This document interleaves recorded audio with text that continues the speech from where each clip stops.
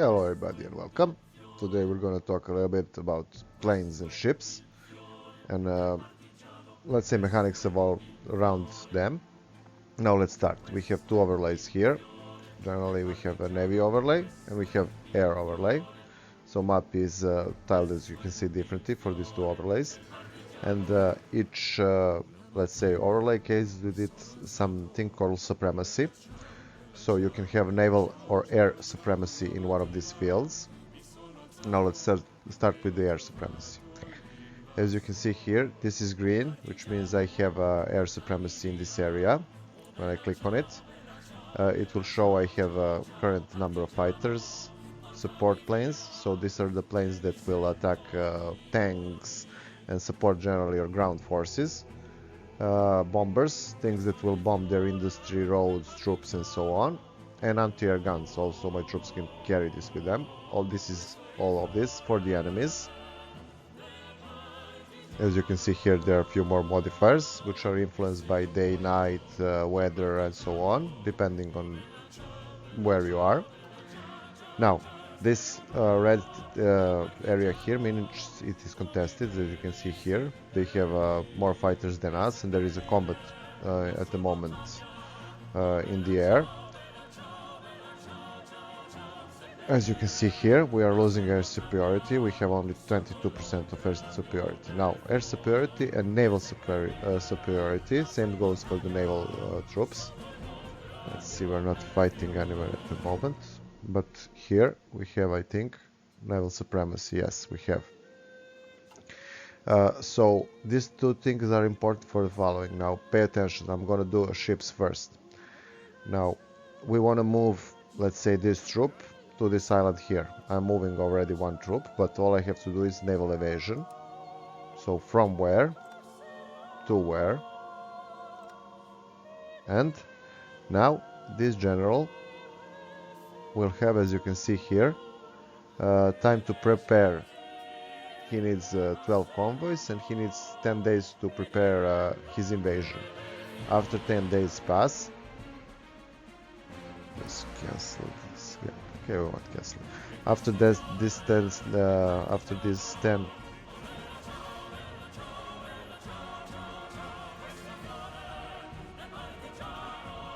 I'm sorry.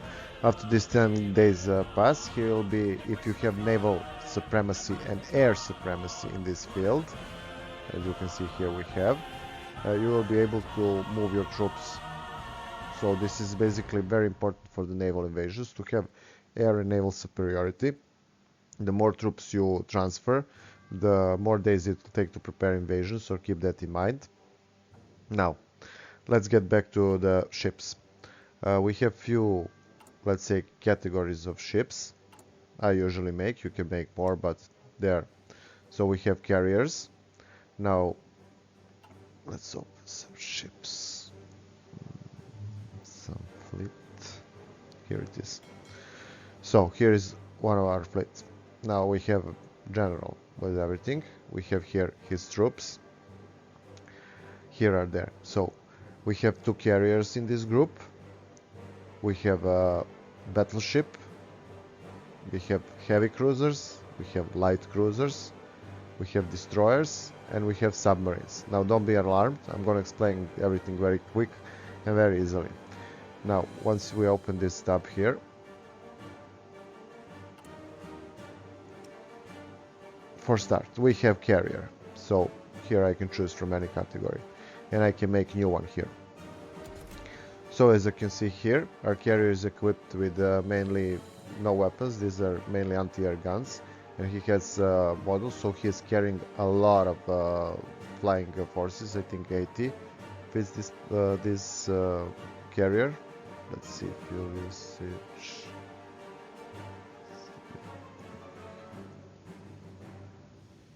Okay, I'm gonna check it out on the battlefield. It doesn't matter. I'm going to show you. So this is your battleship. He carries a lot of heavy guns, and he is mainly for destroying other battleships, heavy cruisers, carriers and such things. So everything that is big and float, this guy destroys. We have battle cruisers. It is very similar thing, only has lighter armor and it is a little bit faster, but it is a monster to produce, as you can see here. Now we are moving to heavy cruiser. This guy still fits into the heavy ships. He's armed with you will see, he's armed with heavy guns still, but he has less, and this guy has installed also something against the submarines, but he still is mainly for used to destroying larger ships. Now we come to the smaller size. This guy is mainly for the hunting destroyers and submarines. He also has installed sonar instead of the radar. Also, destroyers have installed sonar instead of the radar. Now these guys are mainly for hunting submarines. This is your main thing against them. And of course you have submarines, which will be basically your scouting troops, harassing troops. They will be involved in combat also. Now every ship almost can be equipped, including the submarines, with a mine laying, so you can lay mines around the map. But basically I would suggest you to make a few heavier ships in one fleet, which will have radars, and few lighter ships which will be against submarines and such a thing. From this thing I would suggest you to have always at least one of these things on your ship designs. This is at my opinion, and keep minimum of 2 anti-air guns on every heavier ship. It is something you must have, because there will be a lot of planes flying around you, especially if you are invading Britain. Now this is mainly everything you need to know about the ships, except a few more things I want to say, like commands. So you have exercise, same as regular troops, they will have experience. The more experience, the better they will fight. They also have their organization and strength, so when the strength is gone, your ship will be destroyed. Now this fleet here, as you can see here, because it has carriers, it has this little button. When we press it, we can click here and add more fighters here. So every ship, depending on the slots, our ships can carry 80 planes. For every one of them you have to mark here whether you want them to train if they're in open sea, or you want them to do air supremacy, or you want them to do interception or to hunt ships, whatever. So if you don't turn this, they will sit on the ship and won't do nothing. You will see here a little sign. So these guys are now, let's say, activated to hunt this. And keep in mind, if you put your units to train and you just click it again to turn it off, here they won't do anything, so you have to give them a new order. Fleets by themselves have a few buttons here. So patrol, basically you can click patrol and mark any tile you want, and he will do patrol in this section. But we want to do patrol, we want to do naval support here because our troop is landing here. So you have, besides that, you can do mine laning, mine sweeping, you can escort convoys and raid them, and you can strike forces, you park them basically here, and once the enemy fleet is spotted somewhere near this position, he will exit harbor and attack them. And after that he will return here. In patrol, he will patrol certain areas you will see fit and put him to do. Now this is basically all you need to know about the admirals. It is about the ships generally, it is fairly easy. All you have to do is just pick, let's say, some fleet. And one more thing, and if you wanna, this is easy thing, if you wanna split this into parts, all you have to do is pick one of these guys, right click on it, and choose, let's say, one submarine, and as you can see, he has created 2.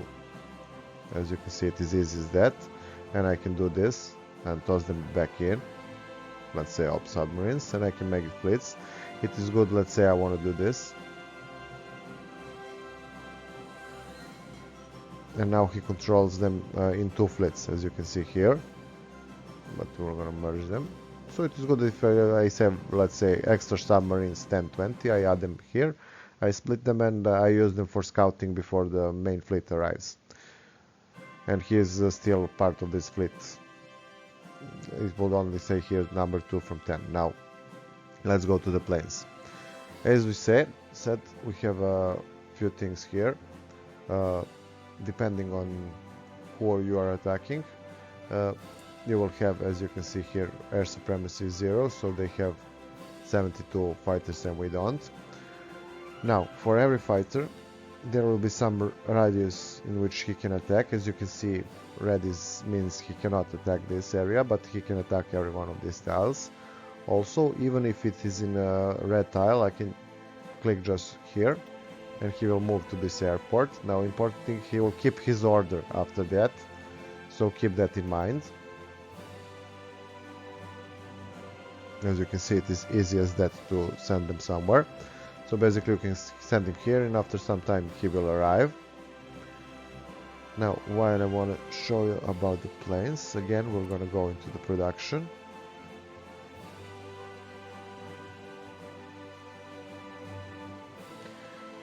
Now there are a few more kind of planes, but I'm going to show you a basic ones. So we have basically this guy. This is the plane which will be fighting on the air. Now keep in mind, when you're making this, we want to make, let's say, whatever. We're gonna take small airframe. Now, depending on here slot, what you taking. So let's say we're gonna take a fighter weapon first. He will classify him as fighter. If you do this, he will classify him as naval bomber. If you do this, and so on. So you get the picture. You can make different kind of classes that I can make here. So basically we have close air support. As you can see here, it is armed mainly for the helping our ground troops. Also you can do this, and it has level up every part here on higher level. So this has gone from 1 to 2. You can save, and everything will be changed for every division, but we don't want to do that. So we have close air support. We have naval fighters, we have regular fighters. These are the guys which keep your air supremacy. We have transport planes for the dropping of paratroopers. We have tactical planes, which are basically your bombers. And we have strategical planes, which I don't make. They're like heavy bombers. They are made from the heavy airframe and the large airframe, and they can toss a lot of bombs, but I don't know. I don't like them. They're expensive and so on. Now, when you make them, not like the Navy, which will be produced and put like troops on some tile, you have to click on some airfield and click here. So now we can add to this airfield that we opened, we can add, I don't know, some of these planes. Okay, let's add these guys. And now they are added here. Here they are.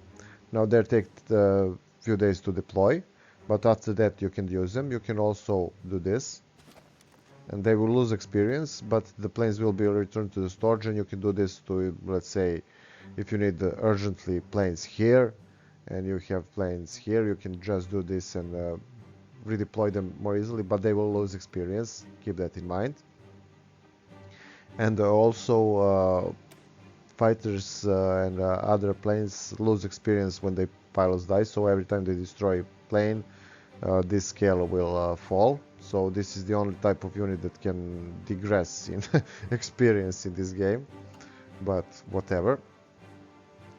And this is basically it. So for every unit you're using, first mark what you want them to use. So as you can see, some things are here locked because he doesn't have adequate weapons, so he can use air superiority or interception. But this guy,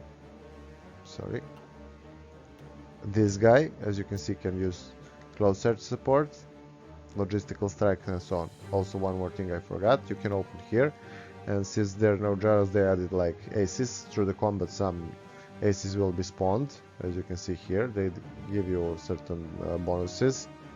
They can also be killed in action, as you can see, but it is very cool feature, and it doesn't mean much, but very cool. So basically that is all you need to know about the navies and air.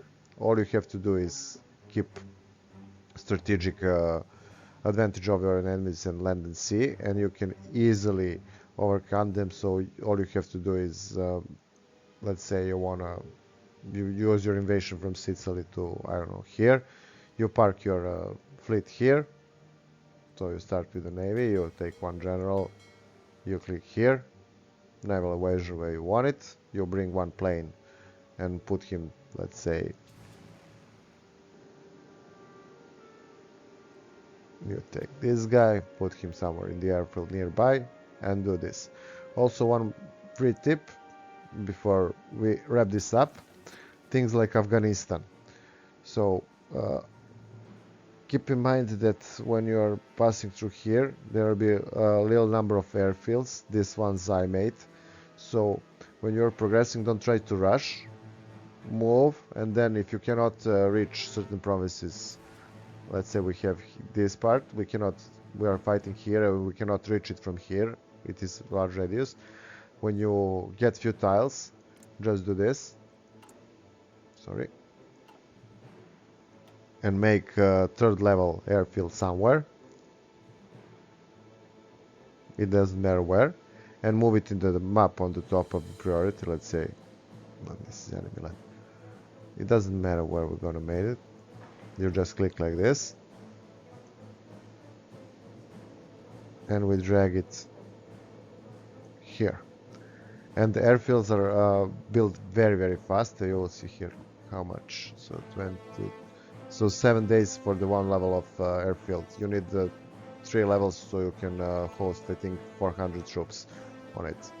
So generally, build a few airfields. They are very useful and very cheap and fast to build. So guys, I hope this helped. If so, like, share and subscribe. See you also. Have fun.